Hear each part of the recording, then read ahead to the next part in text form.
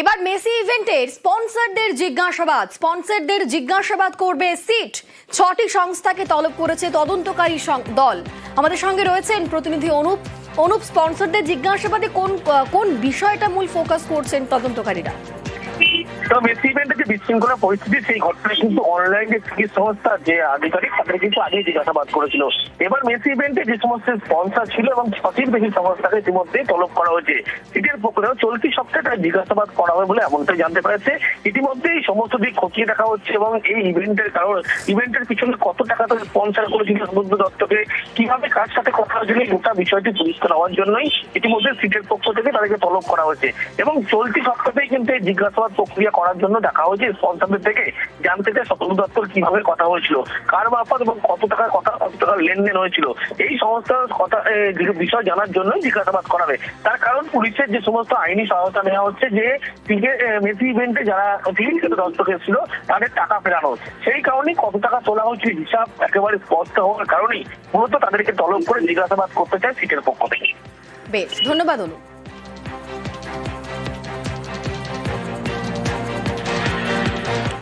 দক্ষিণবঙ্গে শীতের আমেজ, তবে বড়দিনে এই শীতের আমেজ আরও বাড়বে।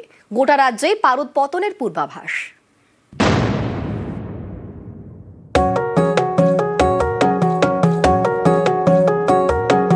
সামনে বড়দিন, সিঙ্গেল বেলে কড়া নাড়ছে শীত। 25শে ডিসেম্বর থেকে রাজ্য জুড়ে বাড়তে পারে শীতের আমেজ। আগামী 7 দিনেই পশ্চিমবঙ্গের সমস্ত জেলাতে শুষ্ক আবহাওয়া থাকবে। রাতের তাপমাত্রা খুব একটা তারতম্য হবে না, তবে 24 ঘন্টা পরে যেহেতু উত্তর পশ্চিম দিক থেকে ঠান্ডা বাতাস জোরালো হচ্ছে, তার জন্যে তাপমাত্রা কিছুটা 2 থেকে 3 ডিগ্রি পর্যন্ত কমার সম্ভাবনা রয়েছে। 25, 26, 27 এই 3 দিনে আমাদের 2-3 ডিগ্রি কমে 13 ডিগ্রি পর্যন্ত যাওয়ার নিচে আসার সম্ভাবনা রয়েছে। কুয়াশার ওড়নায় রোদের ঝলক, কম্বল জড়িয়ে কলকাতা থেকে কালিম্পং আড়মোড়া ভাঙছে শীত ঘুম। মঙ্গলবার কলকাতার সর্বনিম্ন তাপমাত্রা 15 ডিগ্রির ঘরে।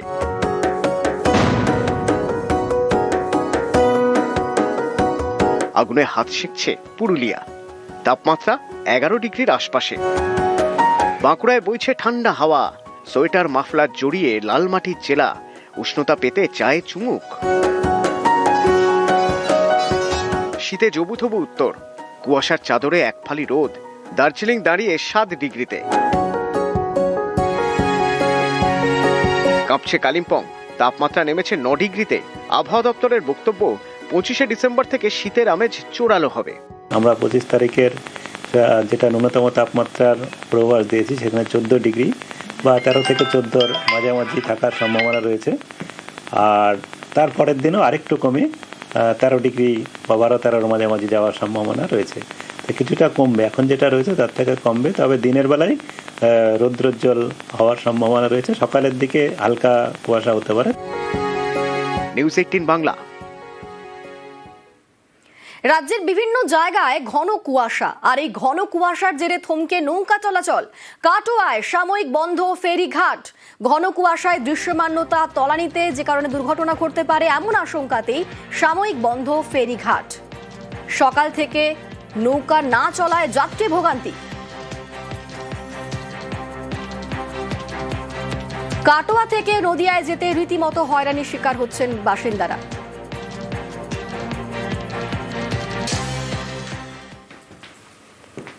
এখানে এসে দেখছি যে কুয়াশার জন্য সব বন্ধ আছে, তাই এদের খোলার জন্য বলছি, এরা বলছে কুয়াশা না ছাড়লে নৌকা ছাড়বে না। অপেক্ষা করছি কখন যে ঘাট খুলবে, ঠিক বুঝতে পারছি না। সকালবেলা এসে দেখছি ঘন কুয়াশা। প্রশাসনের নির্দেশে আমরা ঘাট চলাচল বন্ধ রেখেছি। কুয়াশা যতক্ষণ না কাটবে ততক্ষণ আমরা ফেরি চলাচল করতে পারবো না, দুর্ঘটনা ঘটে যেতে পারে। রাজ্যে এখন শীতের মরশুম, আর তারই সঙ্গে ফেস্টিভ সিজন। আগামীকাল বড়দিনে নিরাপত্তায় নজর রাখা হচ্ছে। পার্ক স্ট্রিটে প্রায় 1,500 ফোর্স মোতায়েন। গির্জা, বো ব্যারাক, নিউ মার্কেট, শপিং মলে বাড়তি নজর। ঠিক কিরকম ব্যবস্থা করা হয়েছে, আমাদের সঙ্গে অমিত রয়েছে, বিস্তারিত বলবে অমিত। দেখো, বড়দিন উপলক্ষে কলকাতা পুলিশের তরফে শহর কলকাতার নিরাপত্তায় বিশেষ নজর বা বাড়তি নজরদারি কিন্তু শুরু হচ্ছে বিকেল থেকে। সেক্ষেত্রে পার্ক স্ট্রিট এবং সংলগ্ন এলাকায় যেহেতু বিপুল জনসমাগম হয়, সেক্ষেত্রে পার্ক স্ট্রিটকে বিভিন্ন জোনে ভাগ করা হচ্ছে এবং সেখানে প্রায় ১,৫০০ নিরাপত্তারক্ষী বা পুলিশ কর্মী সেখানে মোতায়েন করা হবে নজরদারি চালানোর জন্য। ডেপুটি কমিশনার র্যাঙ্কের অফিসার থেকে শুরু করে assistant commissioner, inspector, sub inspector, এই সমস্ত র্যাঙ্কের অফিসাররা যেমন সেখানে ডিউটিতে থাকবেন এবং একই সঙ্গে কলকাতা পুলিশের উইনার্স বাহিনী অর্থাৎ মহিলাদের নিরাপত্তার জন্য যে বিশেষ উইনার্স বাহিনী রয়েছে তারাও কিন্তু সেখানে মোতায়েন করা হবে। এছাড়া বিভিন্ন জায়গায়, বিশেষ করে দর্শনীয় স্থান, শপিং মল, নিউ মার্কেটের মতো জায়গা, এই সমস্ত জায়গাতে তারা স্কুটিতে চেপে তারা নজরদারি বা টহলদারি চালাবে। এছাড়া বিপুল যেহেতু প্রচুর সংখ্যায় জনসমাগম হয় পার্ক স্ট্রিট এলাকায়, সেক্ষেত্রে ড্রোনের মাধ্যমে নজরদারি চালানো হবে। ওয়াচ টাওয়ার করা হয়েছে, কিউআরটি থাকছে এবং পুলিশ অ্যাসিস্ট্যান্ট বুথও করা হয়েছে। বিভিন্ন জোনে ভাগ করা হয়েছে এই ভিড় নিয়ন্ত্রণ করার জন্য এবং যানবাহন চলাচলের ক্ষেত্রেও বেশ কিছু বিধিনিষেধ আরোপ করা হচ্ছে কলকাতা পুলিশের তরফে। সেক্ষেত্রে আজকে বিকেল 4টে থেকে 25 তারিখ ভোর 4টে পর্যন্ত, আবার 25 তারিখ বিকেল 4টে থেকে যতক্ষণ না ভিড় কমছে বা জনসমাগম কমছে ততক্ষণ পর্যন্ত পার্ক স্ট্রিট এবং সংলগ্ন যে রাস্তাগুলো, বিশেষ করে ময়দানে যে রাস্তাগুলো রয়েছে সেখানে ভারী যান চলাচল নিয়ন্ত্রণ করা হবে এবং বন্ধ রাখা হবে। এছাড়া পার্ক স্ট্রিটে ভিড় যেমন থাকবে, ভিড়ের উপর বিবেচনা করে যান চলাচল নিয়ন্ত্রণ করা হতে পারে, তা কিন্তু তখনই সিদ্ধান্ত নেবে কর্তব্যরত যারা ট্রাফিক অফিসার যারা থাকবেন সেইভাবেই। বেশ, ধন্যবাদ অনু। বড়দিনের ট্রাফিক নিয়ন্ত্রণ 24শে ডিসেম্বর, 25শে ডিসেম্বর বিকেল 4টে থেকে ভোর 4টে পার্ক স্ট্রিট সংলগ্ন এলাকায় যান নিয়ন্ত্রণ।